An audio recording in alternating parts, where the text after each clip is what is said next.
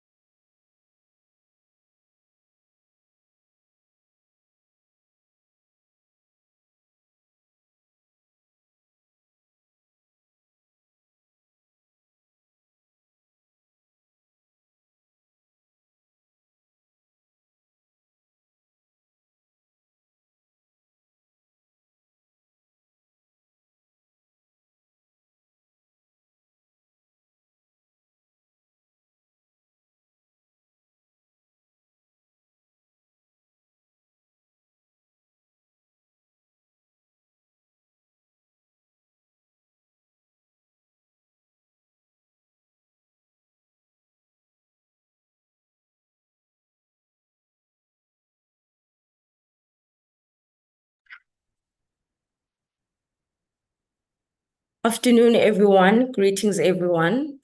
Welcome to GCE's International Women's Day event, which will be officially observed globally tomorrow, March 8th. My name is Phumza Lutango, the Policy Advocacy Coordinator and moderator for this event. I'm accompanied by some of the esteemed women of GCE who represent our members' constituencies and will be participating as speakers for today's event. Please note that this meeting is being live streamed on all social media platforms. And please take note of the interpretation icon available in your preferred language, which is French, Spanish, Portuguese, and Arabic. The Global Campaign for Education celebrates today's International Women's Day with the theme, Count Her In, Invest in Her. The theme aligns with the priority theme for the UN 68th Commission of the Status of Women, which acknowledges that despite progress, women still face significant barriers to equal economic participation. Today's event allows us to reflect and share progress, challenges, and barriers that women face in acquiring their human right to education. We mark this International Women's Day in a fiercely challenging moment worldwide. 264 million children experience school-related gender-based violence with serious impacts on their physical and mental health, well-being, as well as educational attainment. While globally, almost 94% of teachers in primary education are female, in low-income countries, it is only 41%, illustrating the strong gender dynamics as well as the grave inequality in the education system. There is a global pushback on human rights and gender equality, which is negatively impacting women and girls from attaining their free, inclusive, quality education. In most low-middle-income countries, the debt crisis continues to squeeze education, health, and social protection funding, particularly impacting girls and women. There is a continued denial of the rights of women and girls to access their education, which is disempowering women from economic empowerment. It is therefore essential that we advocate for sufficient investment to ensure equitable access to STEM education, vocational training, and comprehensive sexuality education across all levels of education, as well as to accelerate the elimination of gender exclusion and disadvantages that continue to impact women's quality lives. Therefore, today's event sheds a spotlight on the need for civil society organizations to rally around adequate allocation of education budget share that focuses on equity and sensitive issues related to achieving gender equality at all levels of education. As GCE, we have compiled an advocacy brief highlighting what CSOs can do to advocate to support the call for adequate share of the education budget that addresses equity issues of marginalized groups. We will be disseminating this in the call as well as a follow-up tomorrow officially with our political statement. I now hand over to our gender expert, Lydia, to give us just a brief outline on how we can sort of use practical approaches that we can use in order to advocate for gender-responsive budgeting at the national level when engaging and influencing key stakeholders in budget and policy processes. Lydia, over to you. Thank you. Thank you, Phumza. Good afternoon, everyone. Let me start off by explaining that national education coalitions are critical stakeholders in gender-responsive budgeting. NECs have a special role as mouthpieces and amplifiers of the educational needs of all groups, including disadvantaged groups. I will explain 3 ways that I feel that NECs have a critical stake in terms of gender-responsive budgeting.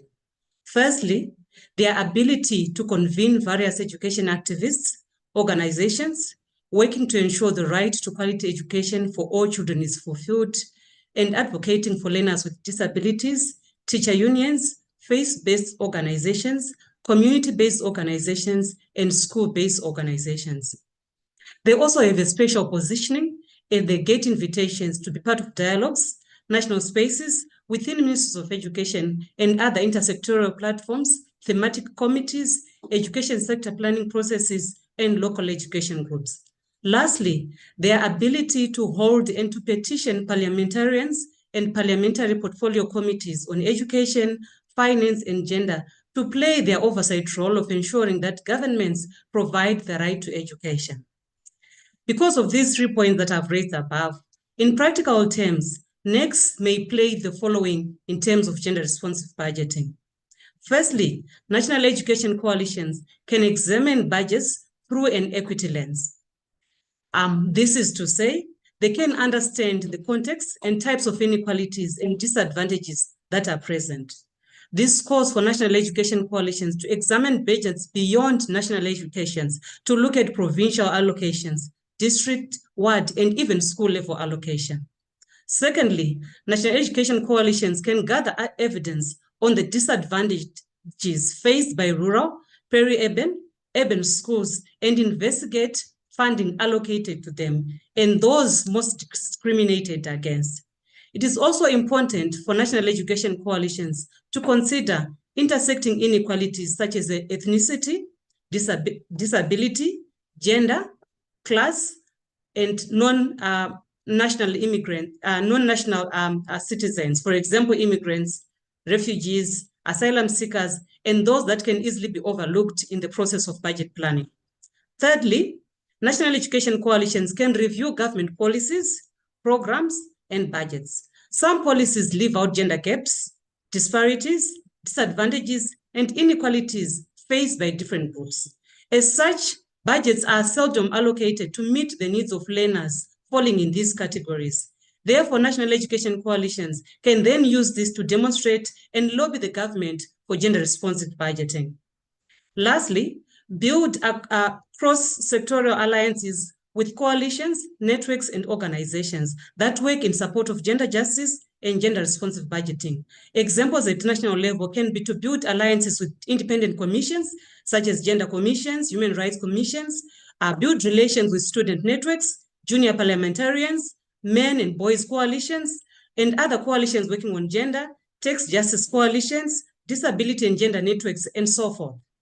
And so in terms of practical ways where NECS can engage governments, firstly, NECS can advocate for the provision of resources and programs to address the barriers that prevent boys and girls from accessing education.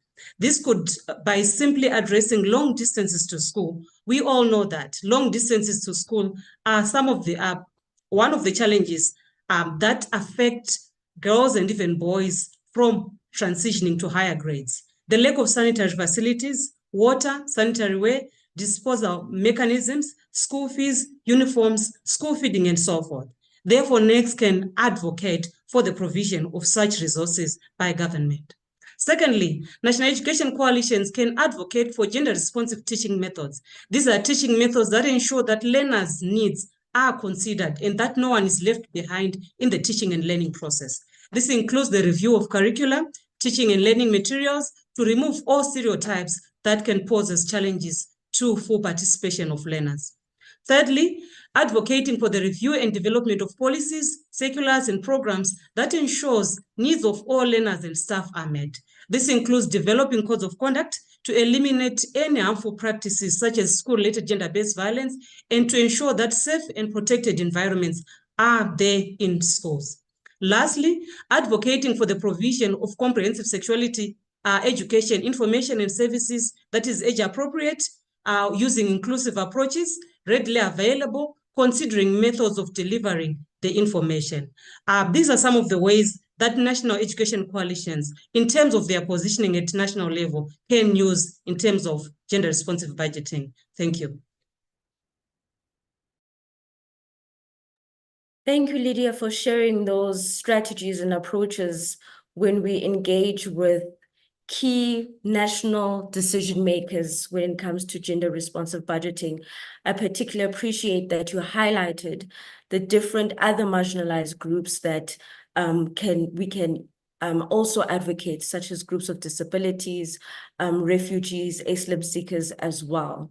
And as well as the importance of building cross-sectoral partnerships beyond education advocates, building networks and partnerships with people who are advocating for HIV and AIDS, activists who are essential for comprehensive sexuality education, as well as disability groups, feminist organizations. That is highly critical. Salma, can you please share rights for me to be able to put something in the chat box? I can only share it with the panelist speakers so that they can see the advocacy brief that we compiled. Thank you. So our next speaker is coming from the TaxAid Alliance, which is led by Action Aid, Ashina Mtsumi. Ashina, it is clear that we have systematic problems with financing Sustainable Goal 4.5 and a global pushback that requires systematic solutions. What recommendations would you implore that are required to change the global aid architecture to prioritize gender-sensitive education budgeting? I hand over to you, Ashina. Thank you. Thank you so much, Phumza, and thank you to colleagues and friends and sisters at GCE for putting together this really timely discussion. So as you heard, my name is Ashina Mtsumi. I coordinate the Tax and Education Alliance. I'm based in Nairobi in Kenya. I'll just start my timer so I don't go over time. And I won't be able to see the chat. In case you have any problems hearing me or my connection cuts off, please just unmute and let me know. So you ask a really important question, Phumza, on what sort of reforms we need to see in the global aid architecture to ensure that we're prioritizing and effectively financing gender-sensitive and indeed gender-transformative education. It's clear, first and foremost, that there are significant systemic problems for financing that need to be addressed, and it requires a systemic solution. There may be many smaller entry points in terms of thematic entry points, but overall, they should all work towards a systemic solution. It's critical, really, that we need to eliminate the gender disparities in education. It's a disservice that it has already taken us this long, and we need to make it an urgent agenda as we look towards a final push for the SDGs before 2030. It's, like has already been discussed, the importance of gender-responsive pedagogy, the importance of addressing gender-based violence in schools, and ensuring that school infrastructure is conducive for the learning and the other needs of girls. Really needs to be prioritized. And we'll hear more about that from the other speakers, but the one thing that we can all agree on is that this will require a significant investment in resources. Just before looking at aid specifically, I feel that it's really important to mention that first and foremost, a far larger proportion of education spending comes from domestic resources. Recent evidence puts it at about an average of 97%. It'll vary across countries, but more or less 97% of education financing comes from domestic resources, and only about 3% comes from external sources, including aid. And so we really need to, as we think about strengthening financing for gender-responsive education, look at strengthening the domestic resources for this. And a lot has already gone into this. Increasing domestic revenue by sealing the loopholes used for tax abuse is critical. Addressing illicit financial flows, that's critical. In fact, evidence also shows that in Africa, for example, countries lose more from illicit financial flows than they receive from aid. So there's already a really big shift in terms of how we think about financing in the region of Africa, where we're giving more money or resources outside of the region than we are receiving in terms of aid. And it's really important, for example, to support progress that's being made towards a UN tax convention, which seeks to create a space for democratically making international global rules that can seal the loopholes that are enabling this unjust flow of finances. The other critical element that's really having an impact on financing for education is debt. A lot of countries are having constricted education budgets, which by extension constricts how much they can spend on gender transformative education because of how much they're having to spend on debt and debt repayments. In Africa alone, there are 15 countries that are spending more on debt financing than they are on education. And this is in a context where 73% of the countries in the region are in debt distress or at a significant risk of debt distress. And I'm getting these statistics from a report that has been published recently under the auspices of the AU Year of Education, that's looking specifically at the financing needs for education in the region. And these figures are alarming when you look at the extent of debt distress and the impact that then has on education financing. And we know that along with debt and debt distress, there often comes austerity. Austerity being the situation where countries either determined by their own internal policies. Many times it's set as a condition when they want to get more debt or more loans to help bail them out of the debt crisis that they're in, that a condition is set that they have to reduce how much they're spending on their public sector wage bills. The education sector is usually heavily affected by such decisions, and this has a disproportionate impact on women and girls. For instance, they lose access to dignified employment because we know that in the education sector, teaching and even school support services, women are overrepresented in the workforce. So if the government is shrinking those job opportunities, it's women who are losing out the most. Similarly, as the state reduces how much it's spending on education, these costs are passed on to families. And unfortunately, many times when families have to make a choice on who to educate, girls are the ones who lose out on accessing education. And as more and more learners are pushed out of school because of these decisions, then there is a higher share of unpaid care work that it is women again who have to take on, which affects their enjoyment of other rights. So you see a spillover effect when we think about the impact that debt and austerity have on financing education generally, but also ensuring that we're closing the gender gap in education justice. Something else that's worth mentioning for the region, but also beyond, is the need to eliminate corruption, eliminate waste in the public sector in general, and how that affects resources available for education. But coming back to the specific question on aid and overseas development assistance, not to assume that we all know what that is. ODA, or aid, overseas development assistance, speaks to the financial aid that's provided by public bodies of member countries who are members of the Development Assistance Committee, which was established by the OECD and includes 30 northern countries. These are countries from the global north, such as the European Union, Japan, Australia, the US, the UK, and so on.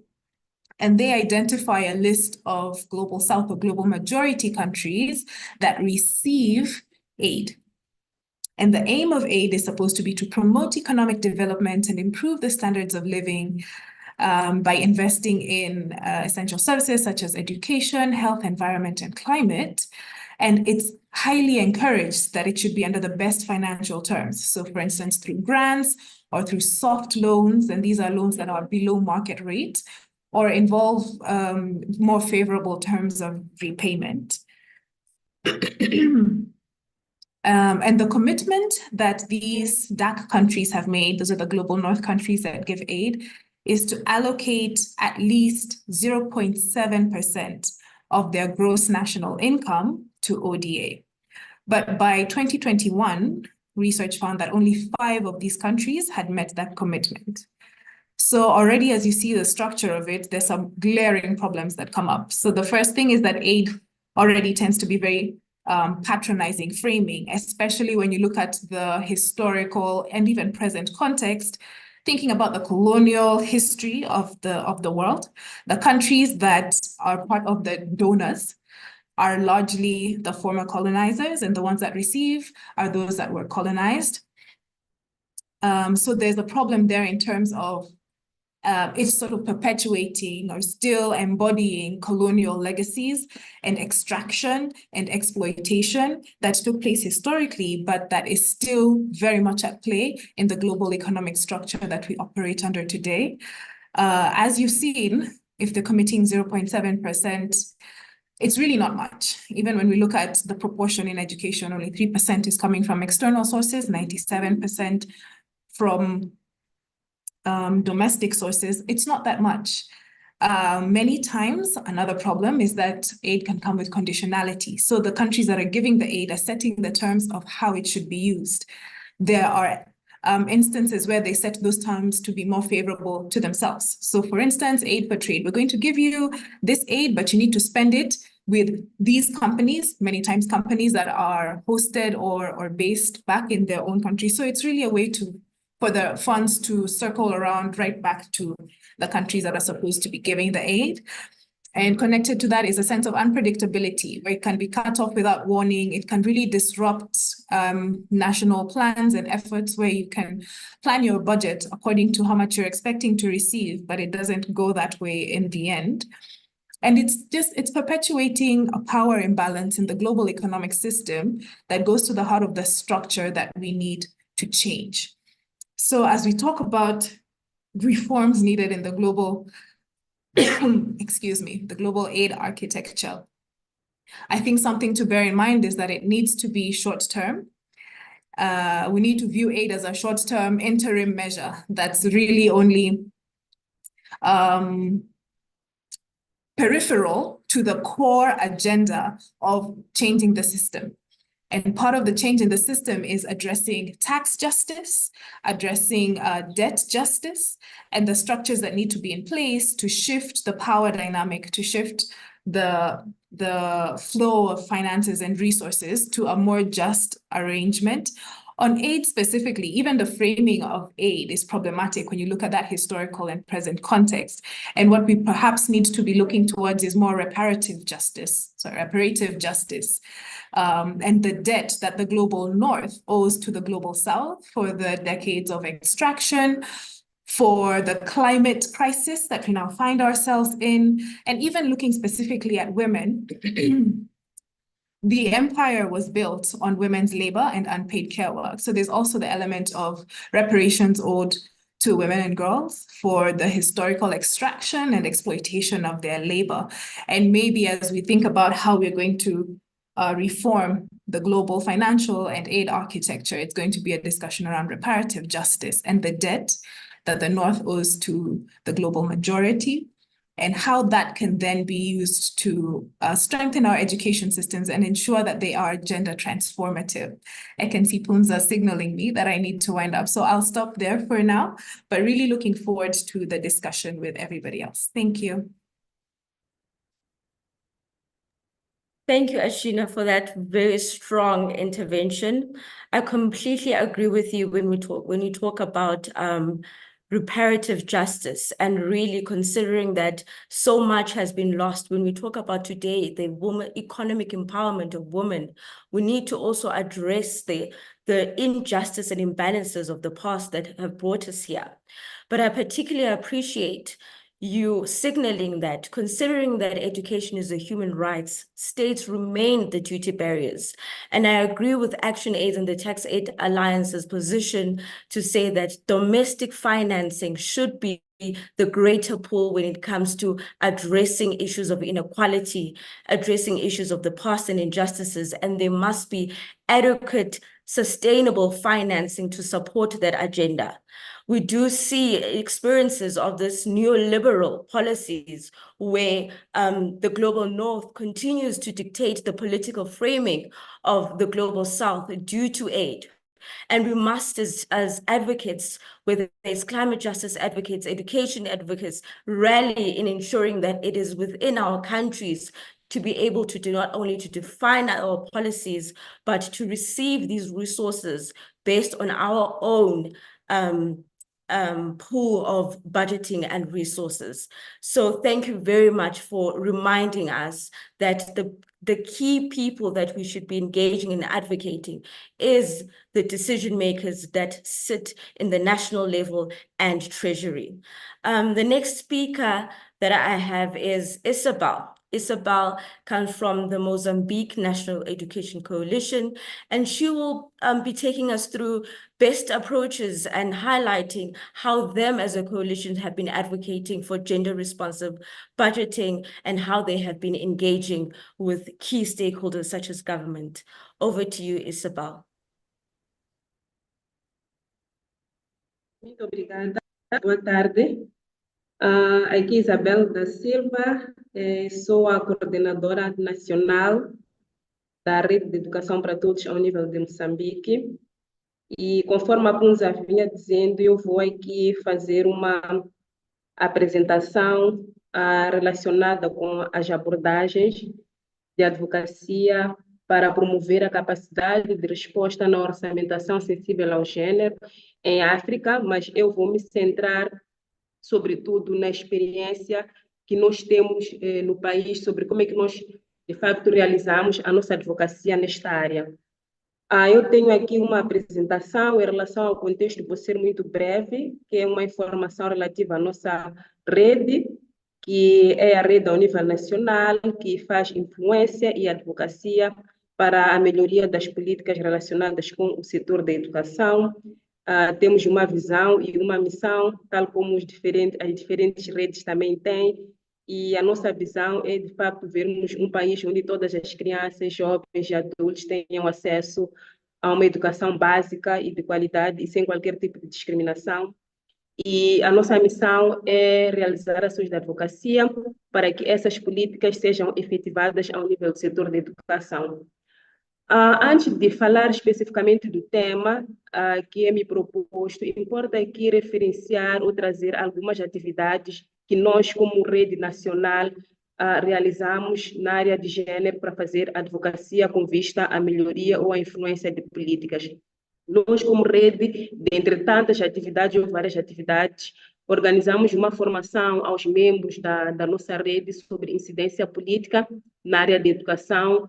Era uma formação que focava, sobretudo, nas questões de gênero, porque sentimos que havia uma limitação ou uma lacuna junto dos nossos membros sobre que estratégias, que mecanismos poderiam usar para reforçar a sua advocacia na área de gênero, tanto ao nível da escola, tanto ao nível dos serviços distritais e também com o Ministério da Educação. Então, realizamos esta formação como uma forma de dotar os nossos membros com essas habilidades para que possam ter mecanismos, possam ter técnicas de exercer essa advocacia numa perspectiva de influência de políticas na área de gênero. E nós também, aqui ao nível do país, fazemos parte dos diferentes grupos do Ministério da Educação, e um dos grupos ao qual nós fazemos parte é o grupo de gênero. Então, dentro deste grupo, nós temos a possibilidade de alinhar as diferentes intervenções, em particular as nossas intervenções enquanto Rede Nacional de Educação, sobre os diferentes assuntos ligados à questão do gênero, os assuntos ligados à planificação, como é que nós podemos melhorar a nossa planificação, sobretudo para que seja uma planificação sensível ao gênero. Então, é dentro deste grupo específico que nós discutimos e levamos estas discussões para os outros grupos que estão envolvidos ao nível do Ministério da Educação. Uma outra estratégia ou outro assunto que se discute nesse grupo de trabalho, por exemplo, que é a questão com a definição das prioridades e que essas mesmas prioridades não sejam incluídas simplesmente numa única unidade orgânica, neste caso que seria a Direção Nacional que trata dos assuntos ligados ao gênero, mas é que todo o Ministério da Educação e todas as diferentes unidades orgânicas do Ministério da Educação, quando forem a fazer a sua planificação, devem considerar a questão da sensibilidade ao gênero. Então, isso facilitaria também a orçamentação quando estivermos a desenhar o respectivo orçamento. Outra questão também tem a ver com a avaliação da integração do gênero nas políticas do setor da educação. Nós, como Rede Nacional, realizamos uma avaliação que era para perceber até que ponto a questão do gênero ou as políticas do setor da educação têm uma sensibilidade ao gênero. Um dos instrumentos que nós fizemos a avaliação, por exemplo, foi o plano de resposta à Covid-19 e outras emergências, porque quando a Covid-19 surgiu, o nosso Ministério da Educação, em coordenação com os membros do MEP e outras agências internacionais que apoiam o setor, desenharam uma estratégia de resposta para responder à Covid. E nós sentimos que havia uma necessidade de avaliar até que ponto essa resposta, esse plano de emergência tem uma sensibilidade de gênero. E também fizemos uma contribuição muito forte que está relacionada com o mecanismo multissetorial de prevenção e combate à violência ao nível da escola. Este mecanismo visa, sobretudo, trazer diretrizes ou informações sobre como é que a situação relacionada ao ambiente seguro ao nível da escola pode ser flexibilizado. A questão também do ambiente seguro, quando olhamos para a situação, por exemplo, das infraestruturas escolares, até que ponto, por exemplo, existe essa diferenciação de sanitários masculinos, sanitários femininos, e que também esses sanitários têm em consideração aquilo que são as sensibilidades, por exemplo, das meninas. Então, foi um trabalho que nós fizemos de elaboração deste mecanismo e foi aprovado ao nível do Ministério, e atualmente também existe um plano operacional que visa flexibilizar o processo de implementação deste mecanismo multissetorial que visa a questão do combate à violência ao nível da escola, mas, sobretudo, também melhorar a aprendizagem e a participação das meninas no ensino. Estas são algumas imagens do trabalho dos encontros de advocacia que nós fizemos. Não estão assim tão bem visíveis, mas estão, acho que eu muito rapidamente consegui captar. Aqui são alguns encontros que nós realizamos, envolvendo os membros. Um outro encontro também envolvendo os diferentes parceiros que apoiam o grupo de gênero. Por acaso, este encontro nós realizamos no escritório da coligação aqui em Moçambique. Relativamente às abordagens de advocacia para promover a capacidade de resposta de orçamentação sensível ao gênero, eu vou trazer aqui algumas ações de advocacia que nós fizemos com vista a influenciar que a nossa planificação seja sensível ao gênero e seja devidamente orçamentada. Nós trabalhamos, por exemplo, num processo de advocacia para a elaboração de uma política de retenção e reinserção da criança na escola. É um instrumento orientador que vai permitir com que sejam criadas diretrizes sobre como deve se facilitar o processo de integração e reinserção da criança na escola. Num dos pontos que eu referenciei anteriormente em relação ao mecanismo, é que esse mecanismo facilitava também o processo de identificação daquilo que são as necessidades ao nível da escola e, sobretudo, quando falamos de sanitários masculinos e femininos, olhando também aquilo que são as especificidades das raparigas. Este instrumento, ou esta política de retenção e reentrada das crianças na escola, surgiu no âmbito de uma ação de advocacia que nós fizemos de revogação de um despacho que facilitava ou que permitia que as meninas grávidas fossem transferidas para o curso noturno. Dentro desta advocacia, nós que vimos que, de facto, era uma agressão contra os direitos das meninas por conta da questão da aprendizagem, que não era segura quando ela fosse transferida para o curso noturno. Então, uma das necessidades, após a revogação desse instrumento, é que nós vimos que não existe um mecanismo ou critério sobre como é que esta menina, durante a gravidez e após a gravidez, vai ser reintegrada no processo de ensino e aprendizagem. Discutimos com os parceiros, discutimos com os membros do MEP e vimos que há uma pertinência do setor da educação ter uma política que vai facilitar o processo de retenção e de reinserção das crianças na escola, não olhando especificamente para as raparigas, mas olha também para os rapazes. Em relação à questão das raparigas dentro desta política, o que ela ia trazer? Mais uma vez, a questão sobre como nós devemos orçamentar numa perspectiva ligada ao gênero também está aqui evidenciada, porque no âmbito de uma escutação pública que nós fizemos para medir até que ponto é relevante em termos desta política, um dos objetivos ou um dos fatores que nós encontramos que permite a desistência das raparigas, não é novidade, já conhecido, é a questão da pobreza, é a questão também do ambiente de aprendizagem ao nível da escola, é a questão dos materiais, é a questão das infraestruturas escolares, que muitas das vezes não são inclusivas. Então, todos estes elementos, de certa forma, ditam aquilo que é a desistência das raparigas, e ao mesmo das raparigas e dos rapazes, mas sobretudo das raparigas. E aliado a isso, verificou-se também que não há mecanismos em termos de preparação ou de recepção dessas meninas, por exemplo, que desistem por conta de uma gravidez, que desistem por conta de uma união prematura.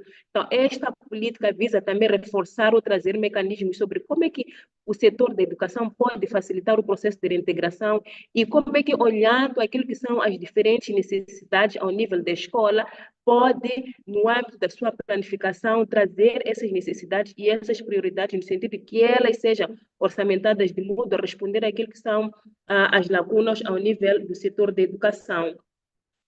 Muito recentemente também estivemos a trabalhar em relação à advocacia para a integração do gênero no plano estratégico da educação, porque nós temos o plano de educação aprovado 2020, 2029, um plano de 10 anos, e a quando da elaboração deste plano, nós, como Rede Nacional de Educação, fizemos uma análise, fizemos uma avaliação e emitimos um posicionamento junto do Ministério da Educação.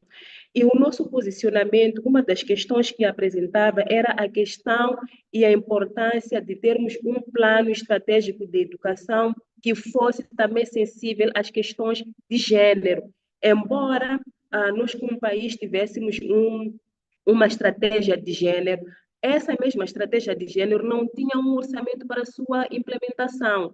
E considerando que a estratégia já não existe mais, foi extinguida, vimos que havia uma necessidade de nós termos um plano estratégico de educação mais abrangente e que pudesse, de certa forma, incluir na sua globalidade as questões relacionadas com o gênero. E que, ao mesmo tempo, cada unidade orgânica, ao nível do Ministério da Educação, quando fizesse a sua planificação, pudesse também tomar como prioridade as questões de gênero.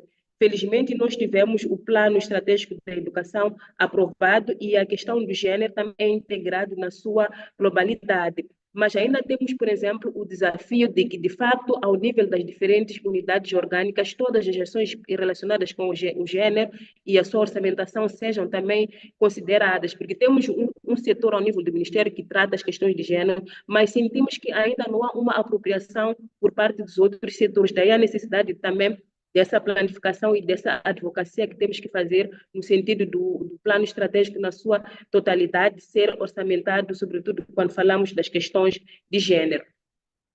A última ação de advocacia que nós tivemos a trabalhar agora, não só como Rede Nacional de Educação, mas também com os parceiros que apoiam o setor da educação e o próprio Ministério de Educação e Desenvolvimento Humano, é na elaboração do Pacto de Parceria 2024-2029. É o Pacto de Parceria da Parceria Global de Educação, em que os países desenham aquilo que são as suas prioridades e são financiadas pela Parceria Global de Educação. Então, nós também estivemos envolvidos neste processo e em relação à integração do gênero, por exemplo, quando desenhamos esta proposta, foram destacados os seguintes pontos. Em relação à capacidade do sistema, viu-se que há uma grande necessidade de fazer-se uma análise de gênero do setor da educação, incluindo aquilo que são as disparidades, por exemplo, de gênero, da violência baseada no gênero, a capacidade institucional, mas, sobretudo, também a questão do reforço de capacidades ao nível do setor, de modo a responder àquilo que são as reais necessidades específicas. E estas intervenções, por exemplo, irão cobrir 5 áreas específicas e uma delas é em relação aos mecanismos de planificação, monitoria e orçamentação, mas numa perspectiva ligada ao gênero. E, por fim, em relação à transformação do sistema, temos aqui a questão, mais uma vez, do reforço da equidade de gênero, em termos de acesso, retenção, segurança e bem-estar. Então, isso quer dizer que, ao nível desses aspectos, acesso, retenção e segurança, devem ser criados mecanismos ou reforçados o processo de implementação destes mecanismos que já existem no sentido de reforçar aquilo que é a equidade de gênero ao nível do setor. E, mais uma vez, como eu dizia, temos aqui a questão da retenção, que já é um grande desafio, por conta dos vários desafios que nós temos que permitam a permanência da menina na escola em particular, e a questão da segurança também, conforme eu aqui referenciei anteriormente. E um outro aspecto tem a ver com o bem-estar. é necessário que esta menina tenha criadas as condições para que ela possa permanecer na escola sem nenhum tipo de insegurança. E, por fim, o segundo, em relação a este ponto, tem a ver com os desenvolvimentos de instrumentos de monitoria que irão colher também as evidências e boas práticas. Com isso, quero dizer o quê? Em relação ainda ao gênero, temos de ver quais é que são os pontos em que tivemos uma determinada boa prática que funcionou bem e que pode ser replicada ao nível dos outros cantos. Então, este ponto também visa trazer aquilo que são os bons elementos de funcionamento ao nível de uma determinada zona, de modo, por exemplo, a melhorar aquilo que é o ambiente escolar, em particular quando olhamos no foco do primeiro ciclo do ensino primário da terceira classe. E antes de concluir, também importa destacar que, em termos de financiamento, por exemplo, para a área do setor de educação ao nível do país, o setor da educação é o setor social básico que mais fundos do orçamento do Estado recebe. Por exemplo, nós estamos com cerca de 25% em termos de orçamento de financiamento ao setor da educação. Entretanto, mais uma vez, temos aqui a questão dos desafios, porque quase mais de 90% desses recursos é mais para custos administrativos. Quando olhamos para as questões relacionadas com o investimento, temos apenas cerca de 7%. E esse 7% que nós temos disponível é mesmo para cobrir as despesas de investimento. E quando olhamos para as questões específicas da educação da rapariga, nós também vamos encontrar a sua viabilidade no âmbito desses 7% que existe. E, ao mesmo tempo, é insuficiente olhando para aquilo que são as reais necessidades do país. Então, são priorizadas diferentes ações relativamente àquelas questões relacionadas com o gênero. Mas, felizmente, com o pacto de parceria que nós trabalhamos, uma das fortes componentes, como eu dizia, tem a ver com a integração de gênero e poderemos receber, ao nível do país, fundos específicos para poder apoiar no processo de integração do gênero ao nível do setor em si. E eu penso que paro por aqui. Teria aqui algumas imagens a apresentar, também dos encontros que nós tivemos com o Ministério. E temos também aqui alguns resultados, mas parte dos resultados foram aqueles que eu mencionei anteriormente, como, por exemplo, o engajamento nos nossos grupos de trabalho ao nível do setor, a elaboração desses instrumentos que eu aqui referenciei, que, de certa forma, foram elaborados em coordenação ou com o apoio da rede, em relação também à compreensão dos nossos membros sobre como é que eles podem fazer uma advocacia mais evidenciada, sobretudo quando nós falamos da planificação e orçamentação sensível ao gênero. Então, ao nível da escola, quais são os aspectos de advocacia que eles podem verificar, quais são os elementos mais importantes que podem também verificar no sentido de melhorarmos a nossa advocacia desde a base até ao topo. E tivemos também algumas lições aprendidas, e eu vou aqui trazer, por exemplo, uma das lições que nós mais aprendemos tem a ver com a questão do engajamento dos membros nos encontros ao nível do setor, porque nós vimos quando estamos lá nesses encontros ao nível do setor e como trabalhamos, os nossos membros trabalham no terreno, a probabilidade de nós trazermos as evidências daquilo que acontece ao nível de terreno e influenciarmos de forma positiva para a mudança dessas políticas ao nível do setor é maior. Daí a necessidade de nós continuarmos a envolver os nossos membros nesses encontros de advocacia. E, acima de tudo, nós fazermos uma advocacia baseada no diálogo, não uma advocacia de confronto, porque vimos que uma advocacia do diálogo traz melhores resultados e facilmente o Ministério da Educação, por exemplo, aceita aqueles que são os nossos inputs. E eu paro mesmo por aqui. Thank you, Isabel. That was quite great for that, extensive presentation, really showing us the work that MEPT is doing. I would firstly, congratulations, highly impressive work on particular gender-sensitive issues. I appreciate the fact that as a coalition, you guys conducted a gender analysis in order to define the critical things that need to be addressed. And this is a key approach that is required when conducting advocacy action, to base it on an analysis in order to receive correct contextual backing. And your discussion around retention policies on children to stay in schools, especially children who have experienced issues of abandonment or have experienced not being able to continue to go to school due to poverty or other social issues. I appreciate this is something that the coalition continues to do and address in its work. And may you please continue to ensuring that girl children stay in school or return in school, even in matters of whether it's teenage pregnancy or gender-based violence issues that are affecting them at home. So thank you, Isabel, for that presentation. I'm going to go into a 5-minute break, and then we will proceed with the remainder of the speakers. Thank you, colleagues. So we will be back at 5 minutes, basically at 14:55 Central South African time. Thank you.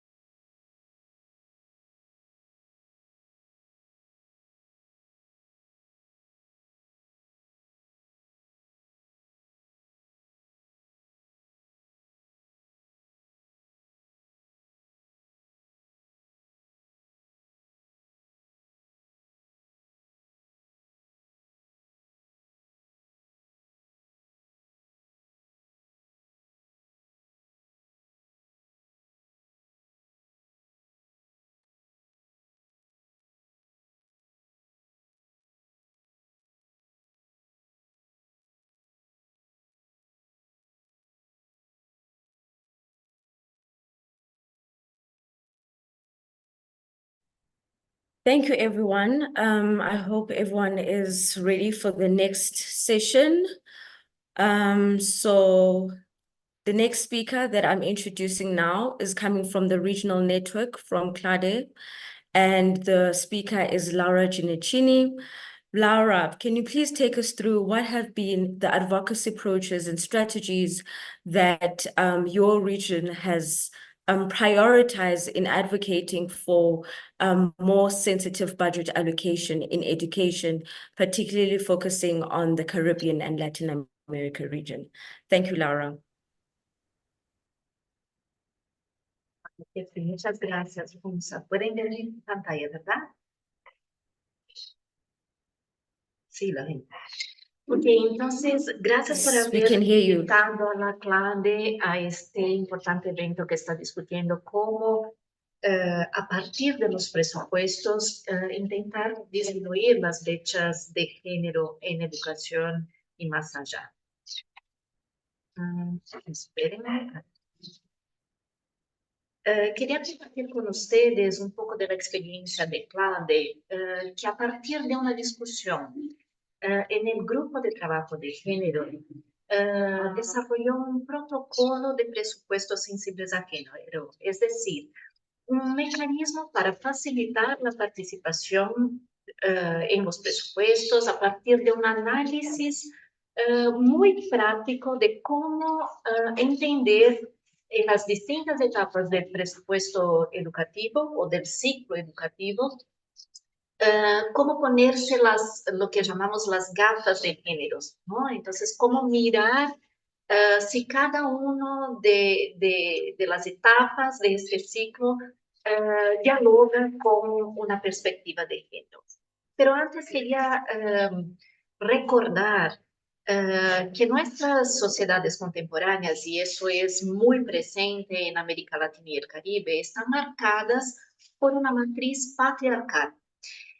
Eso significa que hay distintas formas de discriminación y dominación que se representan por relaciones asimétricas de poder entre hombres, mujeres y personas con otras identidades sexogenéricas, ¿no? Lo masculino es valorado y las demás identidades de género son desvaluadas.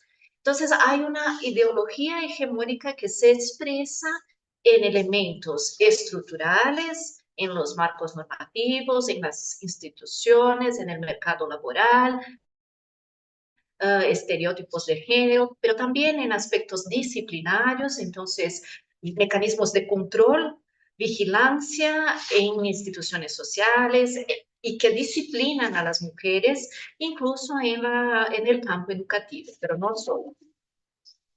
Y también eso se expresa en factores interpersonales, es decir, en las relaciones entre las personas, ¿no? Que están cargadas de estereotipos de género. Para contrarrestar esa matriz patriarcal, consideramos que es necesario construir una política, reconocer que esto es una realidad y aplicar esta voluntad política en todas las instituciones, en todas las políticas públicas, en las relaciones a partir de una igualdad de trato, de oportunidades y discriminaciones. Pero para que eso sea posible, es necesario contar con recursos. Normalmente vemos los presupuestos como documentos técnicos y de hecho los presupuestos no son otra cosa sino un documento político donde se expresa la prioridad que cada estado da a cada política y programa a través del ejercicio del gasto público, es decir, cuántos recursos van a cada uno de estos programas y políticas, ¿no? Entonces, por eso es importante perder miedo a los presupuestos, porque muchas veces las coaliciones que trabajan con incidencia política ponen el presupuesto como si fuera algo complicado, difícil de entender, como si fuera un documento político, y de hecho, perdón, como si fuera un documento técnico, y de hecho tenemos que entenderlo también como un elemento político. Lo que no está en el presupuesto no es prioridad y no se concreta en la práctica de los estados. Entonces, por eso es tan importante mirar esta pieza política. Los presupuestos sirven para distribuir recursos a través de la provisión de bienes y servicios, ¿no? Entonces, si no hay educación para una niña, eso genera desigualdades de recursos. Y por eso es importante brindar educación para los grupos más marginados, pero también son elementos que distribuyen ingresos y riqueza a través de la adopción de impuestos progresivos que después se aplican en las políticas educativas, como decía Ashina al principio. Y sirven para reducir estas desigualdades estructurales a partir de adopción de mecanismos de acción afirmativa, de políticas interseccionales que buscan entender cómo cada política se refleja en distintos grupos, ¿no? No es lo mismo el tipo de desigualdad que sufre una mujer indígena o una mujer afrodescendiente al que sufre una mujer blanca de las élites económicas de nuestra región. Hay discriminación en todos estos grupos, pero son distintos y las políticas tienen que considerar estas particularidades de cada uno de los grupos. Entonces, los presupuestos, para ser sensibles al género, necesitan responder a estas demandas específicas de cuerpos específicos de mujeres y niñas y personas no binarias, asignando los recursos para ello, ¿no? Los presupuestos, para que se concreten, tenemos que pasar por varios etapas o mecanismos, ¿no? Entonces, necesitamos ver cuáles son las demandas de cada grupo, armonizar o ver si hay una armonización entre las leyes normativas, el marco jurídico internacional y esas necesidades de género, ver si las políticas y los gastos son suficientes, son progresivos y permiten implementar o aplicar estas políticas que se necesitan. Pensar en el ciclo presupuestario por completo, y en eso vamos a profundizar más adelante. Ver si hay transparencia en todas las etapas del ciclo presupuestario, incluso para facilitar el seguimiento y el control ciudadano de la ejecución presupuestal. También ver si hay una coordinación y colaboración entre los distintos ministerios o entes responsables por la ejecución de las políticas, ¿no? Entonces, hay elementos, por ejemplo, del Ministerio de Salud que se integran a los ministerios de Educación. Entonces, ¿cómo hacer de manera coordinada para evitar doble ejecución y más bien para complementar este gasto en las políticas, y no solo entre estos dos ministerios, pero en toda la política de un Estado. Ver cómo está la calidad y la disponibilidad de los datos, es decir, si hay información suficiente para evaluar la implementación de esta política, si los datos son disponibilizados al momento adecuado, porque no adelanta, no hace sentido que después, el último día del año, el Estado nos muestre que no ejecutó determinado presupuesto. Hay que ir brindando esta información a lo largo del periodo para que se pueda ir haciendo ajustes durante todo el año presupuestario, y ver si hay un enfoque estratégico en el presupuesto con inversión prioritaria para promover la equidad de género o la igualdad de género. Bueno, el presupuesto no es algo cerrado, un documento que se acota en el tiempo. vemos el presupuesto como un proceso que empieza con la planificación, donde se hace un diagnóstico de los problemas en base a las necesidades de cada identidad sexogenérica, por eso decimos que es un presupuesto sensible al género. Y ahí en ese momento se definen las políticas, programas, las acciones para superar las desigualdades de género. Luego se pasa a la discusión y aprobación de los recursos que van a cada uno de estas políticas, programas y acciones. Es decir, el momento donde se definen las prioridades y cuánto se gastará o se invertirá en cada uno de estos procesos. Enseguida viene la etapa de ejecución presupuestaria, donde efectivamente los estados tienen que implementar los gastos, ejecutar los programas, las políticas, haciendo un monitoreo periódico a partir de indicadores claros y sensibles al género. Y finalmente, a partir de ese monitoreo, llegamos a la evaluación, que es esa pausa reflexiva que hacemos para ver si lo que nos propusimos en el periodo anterior se está implementando y eventualmente hacer ajustes cuando identificamos que lo que pensábamos hacer no se está concretando en la práctica. En todas estas etapas del ciclo presupuestario es fundamental la participación de la sociedad civil. Se supone que los estados tienen fechas para ir presentando cada una de estas para ir haciendo cada una de estas discusiones, y que en los estados democráticos se invita a la sociedad civil para participar en estos procesos, lo que no siempre es así, ya sabemos, pero se supone que nosotros como sociedad civil en cada uno de los países deberíamos conocer al detalle cuando se discute la elaboración, la planificación, la implementación, cuáles son los monitoreos de evaluación y de implementación del presupuesto. Para facilitar ese proceso en nuestra región, nosotros desde la CLADE hicimos algunos cursos con videos muy didácticos sobre todo el ciclo presupuestario, qué significa ver el presupuesto a partir de una perspectiva de género. Hicimos muchas publicaciones que sistematizan estos cursos y después puedo compartir aquí con ustedes esta presentación y los materiales que están disponibles.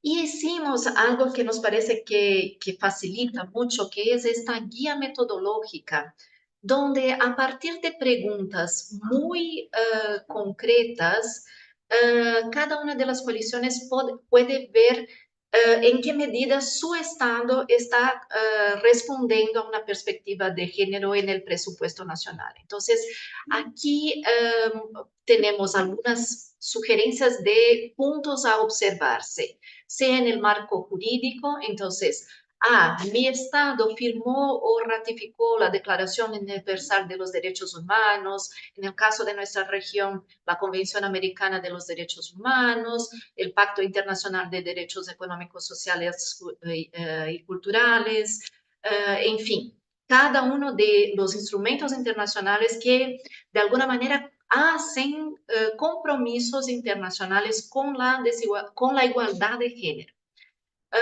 También sí, los estados tienen acuerdos nacionales. Entonces, ¿cómo están estos marcos jurídicos nacionales? La Constitución tiene un compromiso con la perspectiva de género, la Ley General de Educación la tiene. Esto nos ayuda a ver en qué puntos podemos enfocar nuestra acción de incidencia política. Pero no nos quedamos solamente en el marco jurídico, también vamos a pensar en el ciclo presupuestal. Entonces, en la etapa de planificación, si existe un cronograma claro para el desarrollo de la ley presupuestaria, en fin, si hay indicadores, si las organizaciones están participando de estos procesos, si hay una discusión de aprobación, en fin. Después puedo compartir todo eso con ustedes, que creo que puede inspirar procesos también en otras partes del mundo. Y elaboramos específicamente un protocolo que recoge, y eso fue un proceso muy lindo porque el grupo de trabajo de género de CLADE elaboró colectivamente y ahí identificamos que justamente este documento podría ser un horizonte para pensar el presupuesto sensible a género, pero que eso en la práctica no siempre ocurre en los países, ¿no? No siempre hay una normativa favorable, no siempre hay procesos participativos, no siempre hay datos públicos y que en estos casos hay una etapa anterior que es justamente incidir para que existan procesos democráticos de construcción de presupuestos sensibles al género.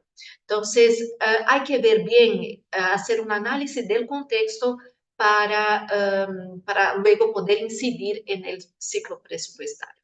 Para concluir, solo quería recordar algunas recomendaciones de cómo hacer la incidencia en presupuestos sensibles al género. Entonces, identificar una problemática y específica donde se quiere cambiar y por qué. Hay que tener muy claro en qué medida esto va a contribuir para la igualdad de género, hacer estrategias y movilizar a las bases para que eso tenga una fuerza política y pueda sensibilizar las autoridades, sea del Ejecutivo o del Legislativo, incidir en los espacios de incidencia prioritarios, ¿no? Hacer una estrategia de incidencia que combine también una estrategia de comunicación, esto es fundamental, detallar las actividades y hacer un cronograma muy claro de incidencia, ir implementando este proceso y evaluando a lo largo del proceso, y pensar que estos procesos no son lineales, ellos se complementan, van y vienen, y que hay que permanentemente hacer monitoreo y reflexión y ajustes en estas estrategias. Bueno, era eso que quería compartir. Muchas gracias. Thank you, Laura, for that brilliant presentation. I truly appreciate the fact that you highlight how budgets are informed by policies.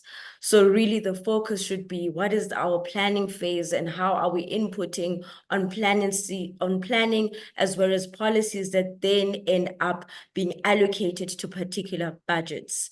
I also appreciate the fact that one of CLADE's advocacy approaches when it comes to gender responsive budgeting is really engaging with the different budget cycle stages that are in the country, while identifying what the government is currently doing in terms of gender responsive budgeting, if any, in the field of education, and then conducting an analysis. I really hope, and I'm very excited, if you could share the toolkit that you just shared, and we will definitely disseminate it within the GCE network.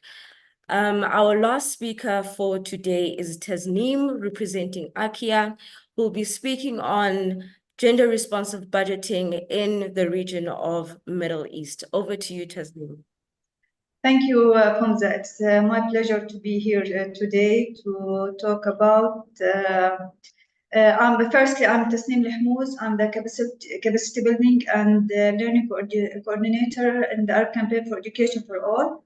I'm here to talk about advocacy approaches to prioritize budget allocation for the inclusion of girls and women in the Middle East region. But first, I would like to provide you with background about our context in the Middle East, because it's very important to understand the context deeply in order to be able to provide effective alternatives. I would like to highlight that our main feature in the Arab region, that our communities are very conservative communities. And the more we moved from the center of the city to villages, its communities became more and more conservative. What does that mean, and how it should be considered in budget allocation? Usually, people in conservative communities doesn't tend to educate girls.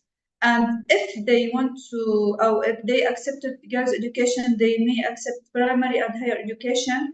And they don't tend to send their daughters to universities because sometimes it's far, it's not safe. So when we consider this, we should know that it's budget allocation. It's not only building a school or university in particular area. It's also, for example, providing best infrastructure to enable girls to go to schools or universities. For example, providing safe transportation system for girls to be able to go universities and schools. The other feature is that the conflicts in the Middle East area, and including internal conflicts like a situation in Sudan, Syria, and Yemen, and the long-term conflict such as the West Bank and the Gaza Strip, which is occupied by Israel. And this requires to consider the conflict when we say we want to develop policies or we want to allocate budget for education, for girls' education. We need to consider how the conflicts reflected on girls and women education. Also, we in the Middle East have shrinking spaces. We have limited freedoms. Usually governments restrict activists and civil society organizations. So we also should consider that in our movement, we should be careful to this context, which limits freedoms. We want to make sure that activists are safe or intervention doesn't put them in danger. Finally, we have the economic crisis, especially in Lebanon and Egypt.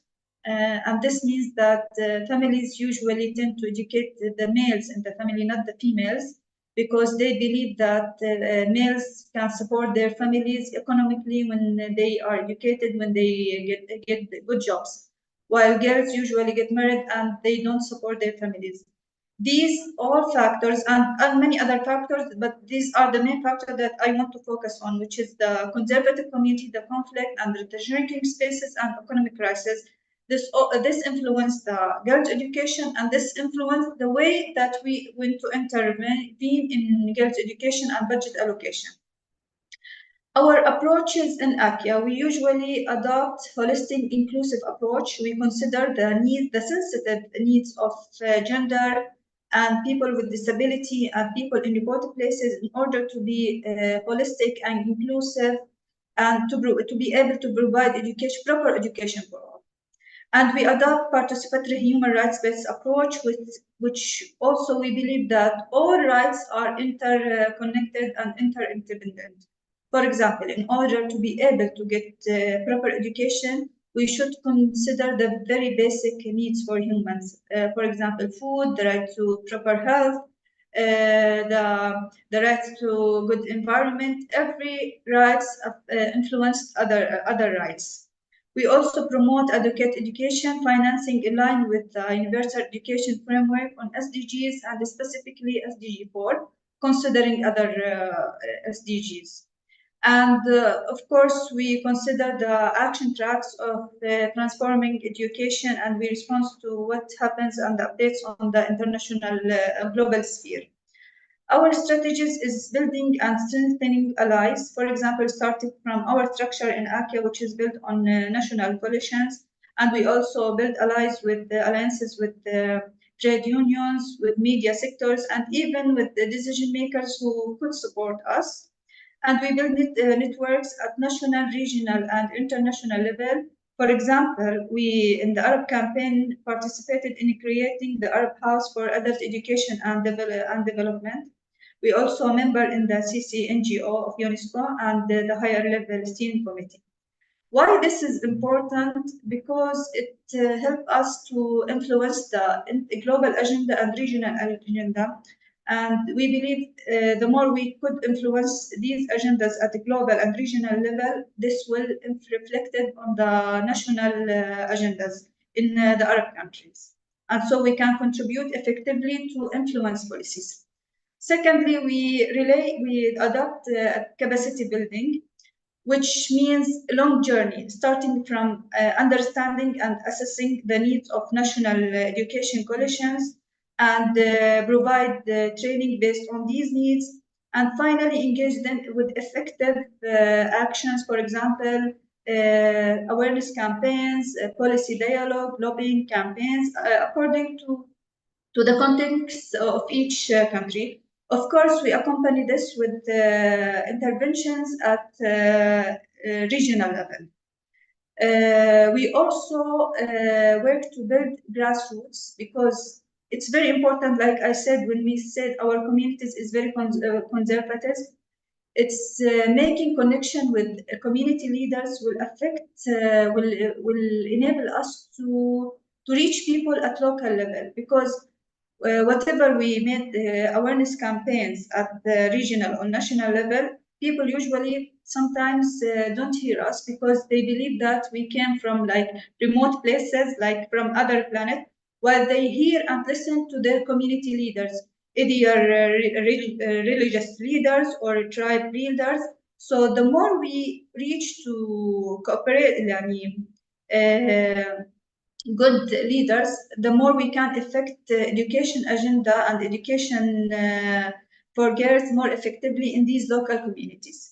We also develop research and analytical papers in order to understand the policies and how it's sensitive to gender needs, and how budget is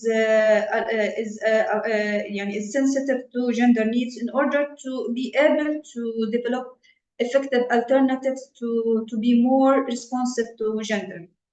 And policy dialogue with governments and decision makers in order to be to reach them, to lobby them, to urge them to create policies based on gender needs, not only gender, also people with disability, also people in remote areas. So we make many interventions. What we do actually, we participatory planning with we conduct annual women's forums planned and implemented by women, because women are the most ones who can understand the other women's needs, and the ones who can really develop alternative that responds to women. So we give women the leading wheel to shape their future.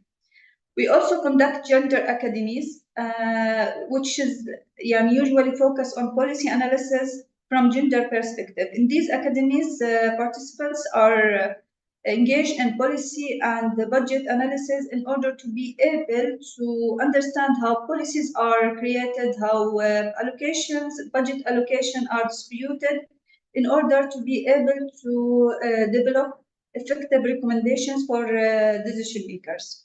And we developed research paper on regional level, issuing analytical report focusing on which extent the budget responds to gender integration. And we work with community leaders, like I said, building grassroots.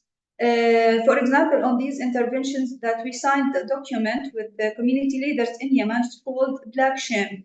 In this document, people who don't send their daughters to schools are stigmatized with the black shame. This is not accepted in Yemen. So this document helped us to force families to send their daughters to schools. Policy dialogue, like I said, we conduct regional and national conferences, mainly target decision makers. In this, for example, through this conferences in Jordan, for example, the youth targeted decision maker and Jordan Coalition for Education targeted decision makers in order to urge them to make local plans for governorates in Jordan to be sensitive for gender in remote areas, because this will enable girls in remote areas to have better opportunities for education. And we return to the main issue in the Middle East, which is women and conflict. And sadly, our campaigns now, we are planning in the middle, in Akia to launch International Women's Day. But sadly, I'm focusing on the atrocities of women, not our achievements, because this is the reality of Arab women in the Middle East. For example, in Palestine and Gaza and West Bank, especially in Gaza, in the genocide war against Gaza by Israel, at least 9,000 women were killed in 5 months of genocide and war. Considering how the health system is collapsing in Gaza, women now became the main the one who provide the economic the finance provide the food for the family. In Sudan, women bodies are used as weapon in war, and this is very sad. I'm sad to say that this is the reality in Sudan and even in Gaza and Syria. And in Yemen, one Yemeni woman dies every 2 hours during children during childbirth due to deterioration of health sector. And in Syria, at least 10,000 women are still detained or forcibly disappeared by the parties of conflict and the controlling forces forces in Syria, conflicting forces in Syria. Why I'm mentioning conflict? Because people really lose their trust in the international convention, and this requires conflict-sensitive budget in wars, especially gender-sensitive, because wars really take the wheel of development to push back the wheel of development, and funding became directed to emergency responses and not to development. And the fear control the general image, and people really return to backwards. So what we say about conservative communities because became more and more conflict because the fear control the image, and women really became the people feel that they need to protect women more and more. That's it. This is our reality. So we are launching the International Women's Day, and our slogan is in International Women's Day, the world is failing Arab women. The lesson learned from the war on Gaza that we need to deeper understand the international conventions to participate in influencing these conventions and to participate to benefit from these international conventions to protect Arab women either in Gaza and Sudan or Syria and Yemen. And we are now participating in collective evidences about the violation of education in Gaza and submitting these evidences to International Court of Justice. This is what I have. Thank you very much for having me in this event. Thank you, Tasneem. Just to extend our solidarity in terms of everything that's been experienced in the Middle East, in terms of the geopolitical conflict, and we continue to support Akia's efforts in ensuring that there's peace in the region. And thank you for taking the opportunity to come and really present the work that you do. I truly appreciate the fact that you guys started a Gender Academy, a space where women can be able to organize themselves and speak of issues that are affecting them and related to gender. So thank you. Thank you. So in conclusion, everyone, today's theme was obviously about investing in women, mainly focusing on how gender-responsive budgeting can be a key component in the space of education to ensure the economic emancipation of women, particularly in accessing their education. The joint action as GCE that we mobilize on this particular event is to ask respective government to invest in public education to the maximum available resources by increasing the sensitivity allocation to address the needs of the most marginalized groups in society. We do this by building the capacity of women in community-based organization, carrying out a gender analysis of government and hold government to accountable, build cross-sectoral alliances in support of gender-responsive budgeting, and identify key gender gaps, interventions and recommendations, which is critical to the work of civil society to engage with government. We continue advocating for systematic, sustainable education financing within the resource pool of national budget sector. Therefore, I hope you all have a wonderful International Women's Day tomorrow. May this time when we reflect on our key challenges, but may we also appreciate how far as women we have gone. Thank you to the interpreters as well as the speakers for all your key interventions, and I truly appreciate for taking this time. Thank you and goodbye. Thank you. Bye-bye. Ciao.